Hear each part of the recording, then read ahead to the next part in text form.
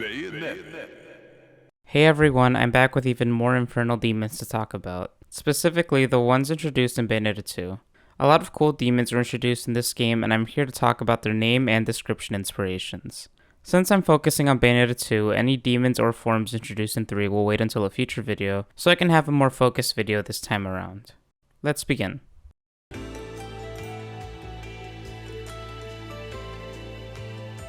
The Protector of Time, Madama Khepri is Rosa's main contracted demon, at least in Bayonetta 2. She is a demon goddess with a scarab beetle motif. I gotta tell ya, I feel so robbed we don't have a 3D render or model of her in this game. I understand time constraints and all, but she would've been really cool to see. Rosa couldn't even have her own unique wings and they had to reuse Madama Butterfly's wings. This is probably because Zero was supposed to return as the third character again, but was replaced by Rosa last minute. This is just speculation on my part based on the model of Zero in the files of Bayonetta 2 that goes unused, and this tweet by Kamiya. I don't even know if it's likely she'll appear in Bayonetta 3 with a playable Rosa as DLC, but one can only hope. Anyway, her description is a goddess of Inferno who controls time and the sun. It is said that she can determine a person's fate by gazing upon the long shadow that forms between their body and the light extending from the land of the dead. By binding a contract with Khepri and forfeiting their soul, one can gain an almost infinite knowledge of time and the secret technique to control it. This tracks with Rosa being a proficient user of the bullet arts, as I mentioned at the end of my second John's Weapons video. A fun fact about Rosa is that she is probably immensely more powerful than we get to see because she's wearing special chains that suppress her magic. Khepri is a scarab-faced god from ancient Egyptian religion who represents the rising or morning sun. Interestingly, the only demon to be associated with the sun, but kinda fitting since Rosa did end up with a follower of the light. She cannot be summoned in-game. Rosa instead summons Madama Butterfly using Petty Barma, which means First Elder or itself.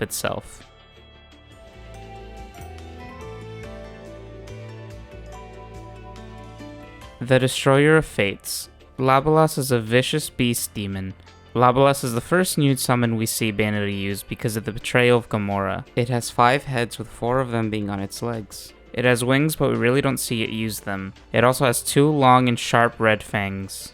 The description for Labolas goes, a beloved pet dog who had the bad luck to wander into hell, but the good luck and survival instincts to get through its harsh environment and grow into a force to be reckoned with. With its superb hunting abilities, it has even become known to some as a merciless butcher. Once it has sunk its sharp canines into its enemy, it will not let go until their last breath. It changes in Bayonetta 3 where it says, on rare occasions, animals that somehow wander into Inferno and manage to survive the deadly environment can take on monstrous forms. Infernal demons of this type are known as Labolas, and their ferocity is known to strike fear in even the most powerful demons in Inferno. But there are also cases where multiple animals will fuse together to gain even greater magic power. Notably, the Labolas that Bayonetta has entered into a pact with is a rare example. A family of 5 cats that even after their transformation and fusion, each retain their own consciousness and can split apart to act independently. The freezing breath this Labolas spews is rumored to be the manifestation of the chilling fear it experienced during the long path to its transformation. In Bayonetta 3, Labolas is retconned into being 5 cats fused into one. I say retconned, but what I mean is that there are multiple Labolas that are pets who get lost in Inferno and become what they call a Labolas. So maybe all Labolas look like this one or not. Makes sense since Labolas has a lion roar and not a dog growl or whatever. Labolas still holds traits from its past life as a pet. For example, when fighting it in Tag Climax, it won't fight unless provoked. Instead, it is seen sleeping like a dog. The way it looks design-wise reminds me of a Pokemon named Hydra. This is because of its 3 heads with 2 of them on its hands and its wings, but this was just a random thought of mine. Hydra is based on the Yamata no Orochi and Zume Goronich, but this isn't a video on that, so we're gonna move on. The name Labolas comes from the Pseudo-Monarchia Daemonum by Johann Weyer, which I mentioned in the other demon video, but for this video I will refer to the Ars Goetia, one of the 5 books under the grimoire known as the Lesser Key of Solomon, or the Lemegeton Clavicula Salomonis, which shares part of its name with the book we see used for the demonic enemies named Lemegeton's Guidebook. Anyway, in the Ars Goetia, there's a demon named Glacia Labolas, a mighty president of hell who commands 36 legions of demons. Glacia Labolas is depicted as a dog with the wings of a griffin, which is a pretty good match to our Labolas, at least in Bayonetta 2. Labolas is summoned by Bayonetta and Rosa using Argetko! which means invoke. When summoned by Jean, she uses Sondena! which means the name of an evil spirit. For Demon Slave, you summon Labolas using Yob! which means roar.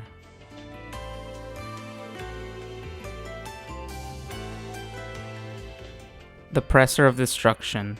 Mictlantecuhtli is a 4-winged bat demon. It does not appear to have any hands or legs and only has a horn on each of its wings, which look like where its limbs would go. It has a tail that is about the size of its lower set of wings. In Bayonetta 3, it is revealed to be 2 demon brothers working in perfect unison. They are able to split apart. The description for them in Bayonetta 2 goes, a gigantic bat that lurks in one of the darkest and deepest of Inferno's endless caves. It is said to leave trails of the plague wherever it goes. The protrusion on its head is not an eye, but a spiritual sensory organ that can allow Mictlantecuhtli to access the world in far deeper ways than beings who must only rely on sight alone. In Bayonetta 3, the description is a gigantic bat-like infernal demon that lurks in one of the darkest and deepest of Inferno's endless caves. Although Mictlantecuhtli looks like one infernal demon with 4 wings, it is actually a pair of brothers merged together and acting as one, with the red-bodied older brother on top and the blue-bodied younger brother on the bottom. With their light body, they fly swiftly and attack enemies by firing bursts of magic energy. They can also change formation to align horizontally, which allows them to emit waves of spiritual energy like sonar, using it to detect things like invisible objects and those hiding between dimensions. Among humans, the appearance of Mictlantecuhtli is said to herald the coming of terrible plagues. Mictlantecuhtli is from Aztec mythology and is the god of the dead and the king of the Mictlan, which is the lowest and northernmost section of the underworld. Mictlantecuhtli is associated with bats among spiders, owls, the 11th hour, and the northern compass direction, known as Mictlampa, the region of death. In Aztec mythology, bats symbolize the land of the dead, destruction, and decay. The Book of Infernal Demons in Bayonetta 3 shows that their birthplace is the Teotihuacan Plateau. The name takes inspiration from the ancient Mesoamerican city of Teotihuacan. It is mainly known today as the site of the most architecturally significant Mesoamerican pyramids built in the pre-Columbian Americas, namely the Pyramid of the Sun and Pyramid of the Moon. In Bayonetta 3, Mictlantecuhtli can utilize a form of echolocation to show platforms and obstacles in the dark. Did you know not all bats use echolocation? Bats, which are in an order of mammals named Chiroptera, were traditionally split into 2 families, megabats and microbats, until new consensus reclassified them. In any case, microbats are the species able to use echolocation, and megabats are unable to do so. Very few are actually able to do a primitive form of it. Mictlantecuhtli is summoned by Bayonetta, Jean, and Rosa using Nokodi! in Bayonetta 2, which means Servant of the Minister. In Bayonetta 3, Mictlantecuhtli is summoned using Vreep Launchin! which means Seething Power. For Demon Slave, Mictlantecuhtli is summoned using Vreep! which means Seething.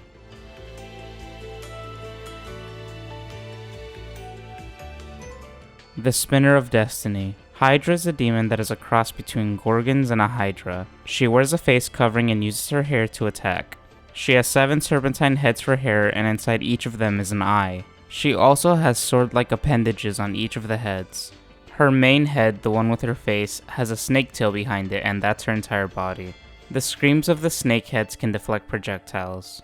The description for Hydra goes, a once beautiful maiden who was banished to hell for the sins of her younger sister and mutated into a snake-like monster with 7 heads. Her human heart has long since been lost, and she viciously attacks anything she deems an enemy. Those trapped by her 7 heads must suffer slow, painful deaths. Out of her many heads, only one is real. Slicing off any of the others will not amount to much more than a scratch. I mentioned it already, but Hydra draws inspiration from Hydra and Gorgons. The Lernean Hydra, or simply the Hydra, was a serpentine water demon that lived in the lake of Lerne in the Argolid. Over time, the number of Hydra's heads and the capacity of regeneration of its lost heads varies. For example, it was first depicted as having 6 heads, which changed to 9, which changed to 50. Maybe it's because someone kept cutting off the wrong heads. The number of heads regenerated changed from 2 to 3 in different depictions. Hydra's appearance is the look of a Gorgon, specifically Medusa, since that's what's been popularized as being just the head because Medusa was beheaded by the Greek hero Perseus. Gorgons are commonly three sisters with hair made of living venomous snakes and the ability to turn people into stone. The description may be indicative that Hydra is actually one of Medusa's sisters. You see, Medusa is the youngest of the three Gorgon sisters. The other two are Stheno and Euryale. Stheno, the eldest sister, was known as the most independent and ferocious Gorgon, matching how Hydra viciously attacks anything. The more telling comparison is from Roman mythology. In Roman mythology, the Gorgon sisters were all human. Because Stheno and Euryale were Medusa's sisters, they were all punished after Medusa, a priestess of Minerva, was violated by the sea god Neptune in a temple of Minerva. Minerva was furious at Medusa, deeming it to be an act of desecration, and transformed them all into Gorgons. Because of this, Medusa has become a symbol of feminism throughout modern history. Bayonetta, Jeanne, and Rosa summon her using Canilu! Which means blood.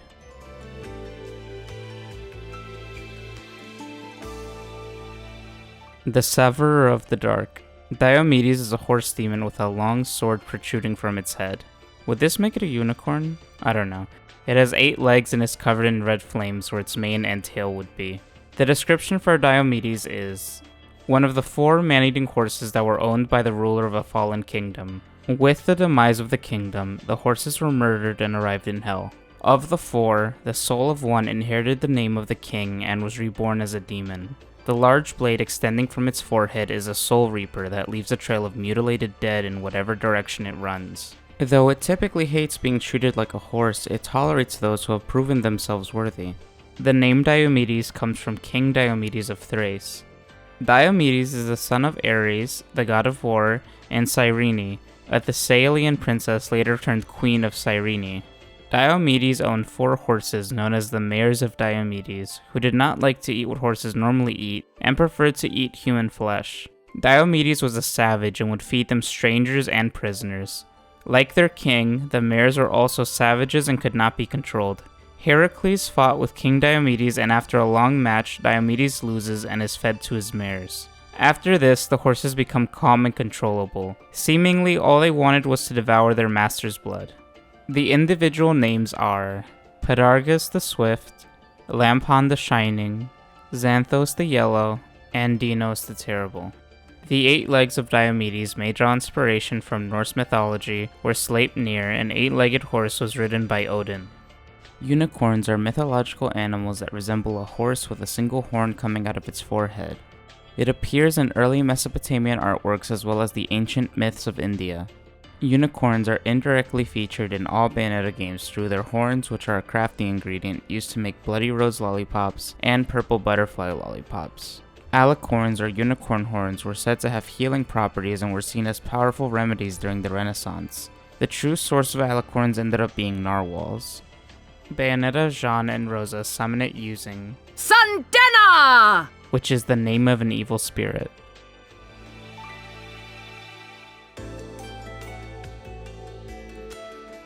The Empress of the Fathoms. Baal is a large toad demon with really large nails. She is adorned in jewelry. Her tongue is very long and it's spiked. Her tongue is also prehensile, being able to grab and slam opponents with it. She has her many babies on her back, being able to launch them as projectiles. The description for Baal is a royal inhabitant of Inferno. Concealing her form under most circumstances, she appears as a gigantic toad when summoned. Baal's enormous wobbly body is too heavy for her to control, giving her a disadvantage in the heat of battle. However, she possesses an endlessly extending tongue that can reach the far ends of the battlefield and swallow up opponents within an instant. In Bayonetta 3, the description changes and is a member of the royal family that rules over a certain region of Inferno. Preferring not to be seen, she conceals herself under most circumstances, but she sometimes enters into contracts with witches of sufficient ability and answers their summons. Contrary to her enormous toad-like appearance, Baal is quite light on her feet and has extraordinary jumping ability. She is also one of the most accomplished singers in Inferno and stirs not only the soul of those who hear her voice, but even the skies themselves, and is able to manipulate air pressure to cause poison rain to fall and hurt those who would oppose her. She also possesses an endlessly extending and sticky tongue that can snare distant opponents and swallow them in an instant.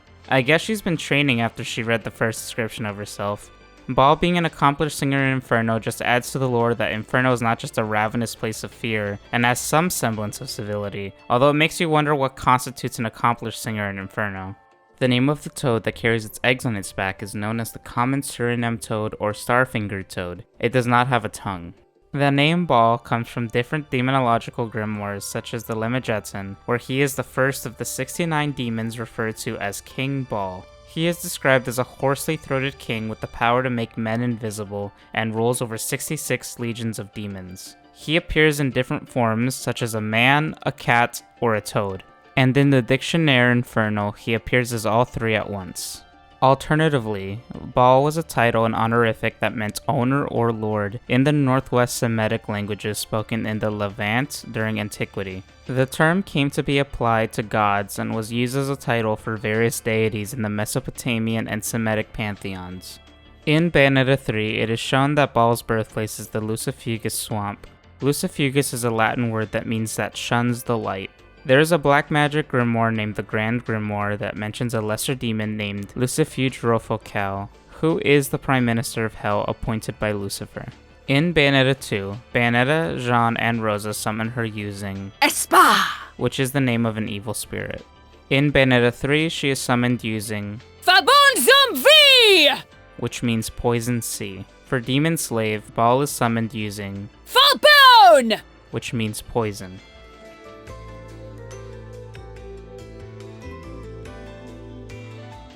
The Reveler of Plague.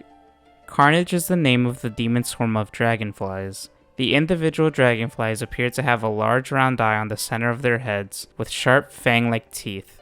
They lack an entry in the Book of Infernal Demons. Dragonflies are not actually venomous, and they never need to be anyway. They are agile hunters with a powerful bite. Carnage would have been a great demon summon to see return in Bayonetta 3. Just attach it to Kafka and have the demon masquerade be a swarm of dragonflies with poison. Bayonetta, Jean, and Rosa summon it using Sol Petahe, which means listen.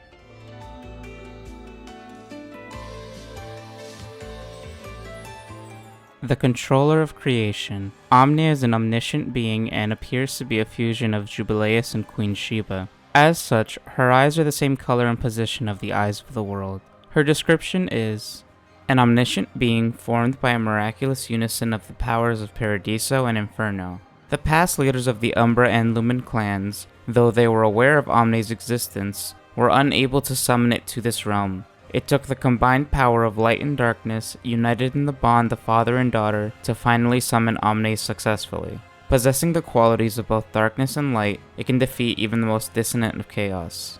Omne, while in the Book of Infernal Demons, isn't actually one, or at least not completely. She's an experience of light and dark combined to be able to defeat Aesir. Omne is enormous and powerful, and she is able to easily knock Aesir's soul out of his body.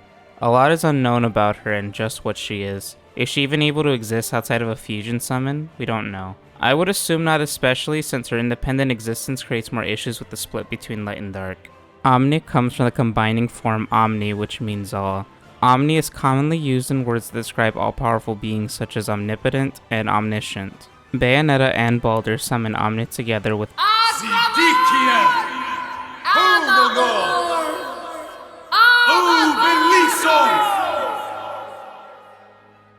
which means evil spirit, curse the dark thunders, and angel of Jupiter, Leo, the deliverers.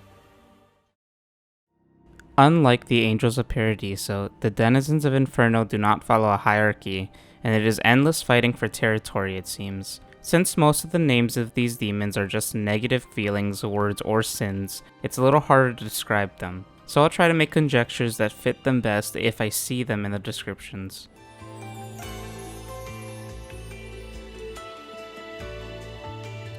The Driver of Agony. Pain is the demonic version of Beloved. Its description goes, a powerful tank that would trample angels with blood-stained iron wheels and drag them into a world of nightmares during wars with Paradiso. According to Vigrid legend, Pain's wheels were used for torture, until becoming sentient themselves and reincarnating in Inferno. Similar to how those of strong faith are said to have rare encounters with angels, Humans harboring strong feelings of doubt are more susceptible to finding themselves face to face with a demon. Like his name, pain is said to feed on the subconscious feelings of injury and hurt in one's soul, and will appear anywhere people misguidingly attack each other in an effort to obscure their own sense of loss and loneliness. The word pain means physical suffering or discomfort caused by illness or injury. Pain can also be mental or emotional distress or suffering.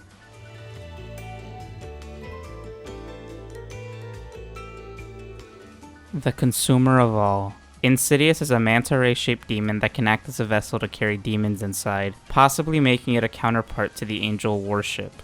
Its description is a hellish ark that, while seemingly leading sinners to the Garden of Eternal Pleasures at the end of the world, was in actuality abducting them to compete in a massive bloodbath. The souls who boarded Insidious were led nowhere. Surrounded by the stench of death and rotten flesh, they massacred each other, struggling over whatever morsels of food they came across. With a unique organ in his body that converts death into demonic energy, Insidious always carries a tremendous amount of power. A myriad of hell's creatures live within his gut, making him useful as an assault ship during wars with Paradiso. If swallowed by Insidious, the only way to escape is to stand atop a tower of corpses and wait for him to open his jaw while he engorges with his next feeding. However, those who take pleasure in killing may find their true Garden of Eternal Pleasures within this demon's bowels. The word Insidious means having a gradual and cumulative effect. It also means awaiting a chance to entrap. The Garden of Eternal Pleasures may be a reference to the triptych oil painting by Hieronymus Bosch named The Garden of Earthly Delights. The middle of it shows a depiction of pleasure, however true interpretation behind it is unknown, due to little known about the life or intentions of Bosch. The angels and demons were designed by Yusuke Hashimoto, the director of this game, but Insidious is designed through a collaboration between Platinum Games and Eiichi Shimizu, who is known for his art for the manga series Kurogane no Line Barrels and Ultraman.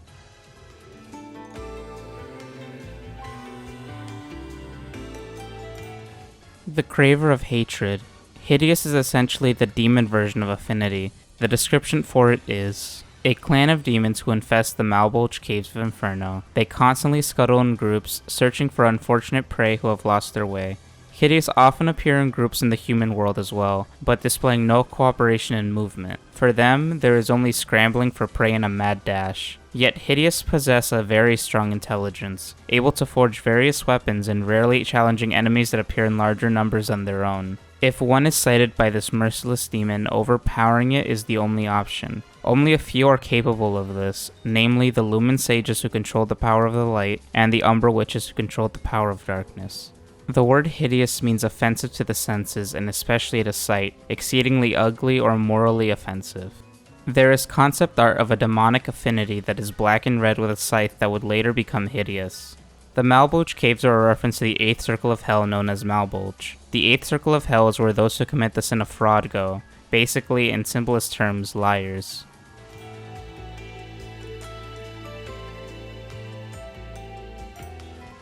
The Holder of Enmity. Hatred is the demonic version of applaud. Its description goes, a hideous that has been forced into starvation and has resorted to devouring its siblings to survive. Wielding enough power to stand alone in a fight, Hatred's anger and unspeakable rage still claim complete control of the hideous around him, who tremble in his presence. The word hatred means extreme dislike or disgust.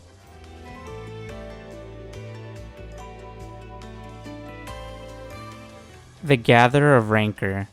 Fury is a small demon similar to Compassion in decoration. Its description is a demonic bird that gathers in Inferno's Johnson Forest. It possesses the wings of a bat, head of a dragon, and tail of a snake. It visits the bedrooms of hysteric humans nightly, caws in their ears until they weaken and die, then they devour their flesh. There are some who have tried to escape from its curse, but its terrifying cyclops gaze ensnares its target as if it were petrified. The word fury means intense, disordered, and often destructive rage. I went over the Johnson Forest in the first Infernal Demons video with Gamora, but to recap quickly, it is a reference to the Wood of the Suicides from the 7th Circle of Hell, which houses the Violent. Fury could actually be a reference to the harpies that inhabit the Wood of the Suicides.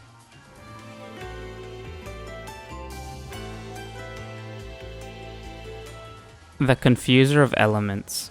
Greed is a three-headed beast demon that is a counterpart to Fairness and Fearless. The description for Greed is an abnormal creature possessing 3 necks, 6 legs, and 9 stomachs. Though they are constantly hungry, they are unable to shed the waste left behind from their constant gluttony. Those who are devoured by greed are destined to be trapped for eternity, forever cut off from the cycle of death and rebirth. At times, he was tasked as the gatekeeper of hell, denying entrance to unwanted visitors, yet no victim can ever satiate his endless appetite. Previous owners still remain trapped inside his stomachs, waiting for the day of his defeat. The word greed means a selfish and excessive desire for more of something than is needed. Greed is a reference to Cerberus. Cerberus is often depicted as a 3-headed dog that acted as a guard to the gates of the underworld, similarly to Greed gatekeeping hell. Funnily, Greed's name would make sense if he was named Gluttony, due to the references of his constant hunger, his description referring to his gluttony, and the fact that Cerberus guards the third circle of hell in the Divine Comedy, which is where those who are gluttonous go. Gluttony is a form of greed though, so it's fine.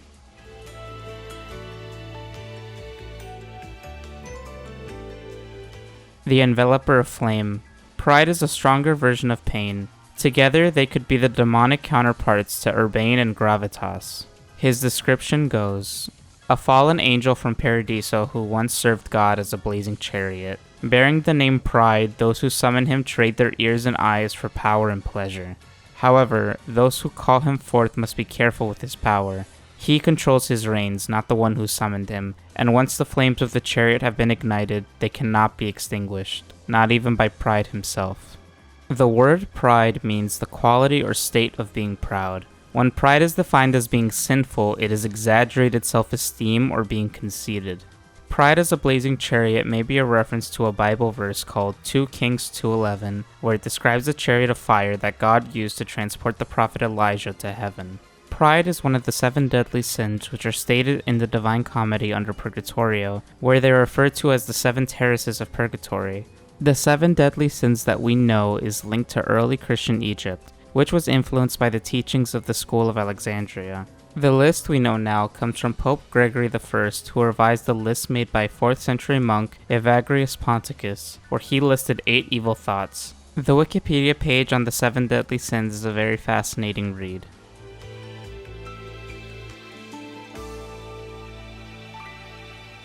The Gazer of Death. Malicious is the demonic version of Enrapture. His description goes, a master occultist of Inferno who is the embodiment of malice. Stealing various names from different creatures in hell, Malicious is just one name by which he is known. Inexperienced witches will unwittingly summon Malicious and be tricked into forming a contract with him before knowing his true identity or appearance. No matter how kind or courteous Malicious may act, he is not to be trusted under any circumstances. He is a shaman of hell who finds his greatest delight in deceiving and betraying others, trapping them in regret and hopelessness. The word malicious means having or showing a desire to cause harm to someone.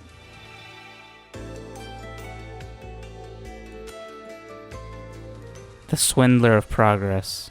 Resentment is a serpentine demon with a diamond mouth and a thin, bony sword. Its description is, it is said that a curse is cast upon the families of those who die an unnatural death while bearing feelings of hatred and ill will. Resentment, born from the sludge of Inferno, is an exact manifestation of those bitter, repressed emotions inside humanity. Once it has chosen a victim, it will follow them forever, no matter the distance, until it can tie them down and make them feel the weight of the pains of hell. Its tenacity is far beyond that of other demons of Inferno, and resentment is said to have the ability to open the gates of hell through sheer willpower. Witnessing this demon gives testimony to the truly unthinkable power of grudges humans find fit to hold in their hearts and never release. The word resentment means bitter indignation at having been treated unfairly.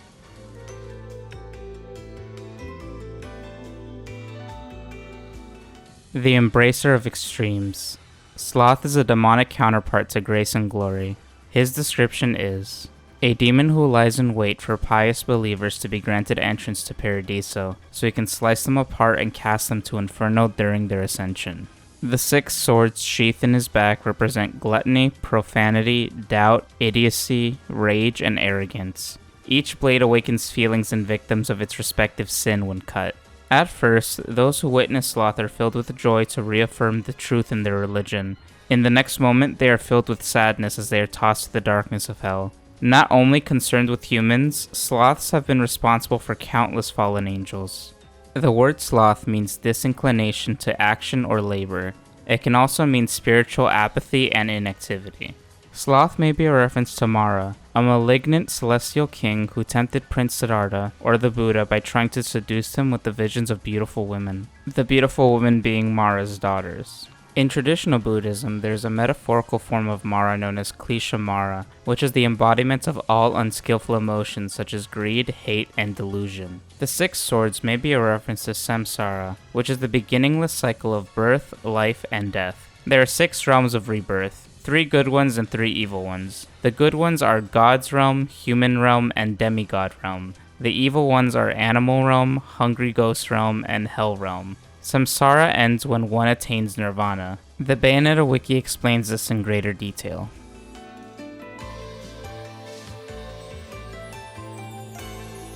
The Whisperer of Dementia, or the Whisperer of Insanity. Alraune is a demon with a rose petal motif and is violent yet theatrical. Most of her inspiration I have in an earlier video about Bayonetta's weapons in Bayonetta 2. Her updated bio in Bayonetta 3 does a good job at summarizing the bio from the second game while adding more, so I'll be reading that one. A woman from a noble family who, drowning in despair after being abandoned by her husband, swallowed mandrake poison and took her own life. Even after death, the poison continued to devour her soul, and at the height of being consumed by delusions and hallucinations, she was at last reincarnated in Inferno as a demon. With virulent poison coursing throughout her entire body, even a slight caress from her is said to mean certain death. She constantly searches reality for the most beautiful creatures, be they human, angel, or demon, and then injects poison into their nerves to make them unmoving, eternal lovers to decorate her palace. Insatiable desire and obsession have painted her heart so thickly that she'll never know peace, not even with the sacrifices of 1,000 souls, or 1,000,000. The word Alraune is the German word for mandrake. The species commonly referred to as mandrake is the Mandragora officinarum, which belongs to the nightshade family of Solanaceae. Her whole motif seems to revolve around roses, but the way the flowers look remind me of mandrakes, not really roses. Alraune's flowers slightly resemble mandrake flowers with a demon mouth when opened, specifically the Mandragora autumnalis, or autumn mandrake. Alraune comes from the 1911 novel of the same name written by Hans Heinz Ewers. The novel is about a scientist named Professor Jacob ten Brinken, who artificially inseminates a prostitute in a lab with the semen of a hanged murderer. A girl is born and adopted by the professor. The girl named Alraune is born with no concept of love and suffers from obsessive sexuality and deals with perverse relationships throughout her life. I have had a hard time looking for a story that matches Alraune's story of a woman swallowing mandrake poison because of her husband. I will say this. Mandrake root can be deadly to consume and is hallucinogenic and narcotic. Alraune going insane in Inferno is fitting because of what the root does. When taken in large quantities, it leads to delirium and madness. Alraune's title fits as the Whisper of Insanity. For Demon Slave, Alraune summoned using Allah! which means bind up.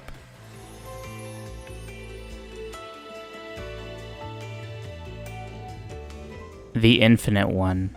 Rodin is such a character and has a lot of descriptions, but I'm not going to read all of them, so I'll be summarizing his history. Rodin started as an angel known as Father Rodin. A very important angel as his halo was the same as Jubileus the Creator. Halos in Paradiso appear to indicate status within the hierarchy of Laguna. He was charged with governing a portion of Paradiso. He was also a weaponsmith in Paradiso, creating armor and weapons to slaughter the demonic forces. But for reasons only known by him, he turned his back on Paradiso and fought in an insurgency against Paradiso. He lost the battle and was banished to Inferno, although some say the rulers of Paradiso feared his power and trapped him to be able to exile him. Either way, he was exiled. While in Inferno, he grew tired of the endless chaotic battles and traveled to Human World, where he opened the gates of hell, known by the regular patrons as the Dump. Nowadays, he travels freely between both realities of Human World and Inferno. While in Inferno, where he is feared as the most dangerous demon there, he collects the souls of ruthless demons to turn them into weapons. No one knows why he decided to live among humans or why he makes the weapons he does. The Book of Infernal Demons in Bayonetta 3 implies he's waiting for someone with the power to destroy him. Rodin in Bayonetta is a weapon dealer as well as a weaponsmith. While his relationship with Bayonetta and Jean is professional for the most part, he is seen as an ally and does help the witches outside of being a dealer. I like to believe he has a soft spot for the humans he interacts with regularly, and forms some sort of friendship with them. His motives are unknown to anyone but him, but he could simply be enjoying what the chaos of human world has to offer. I have mentioned in a past video, Rodin's name comes from Auguste Rodin, a French sculptor who made the sculpture The Gates of Hell, which depicts a scene in the infernal part of the Divine Comedy. There are some signs that point to Rodin being the in-game universe version of the devil, or Lucifer. Rodin is a fallen angel like Lucifer and banished to hell. When playing as Rodin in Tag Climax and you lose all your health, Rodin becomes frozen in ice. This is a reference to Lucifer in the Divine Comedy, where he is within the ninth circle of hell, which represents treachery and is the lowest of Inferno. Lucifer resides in a frozen wasteland within the very center of Inferno for the ultimate sin, personal treachery against God, where he is waist down trapped in ice. There are also moments where the game refers to him as the devil, and he himself referring to himself as the devil. For Demon Slave, Rodin is summoned using Iliad! which means he that liveth forever.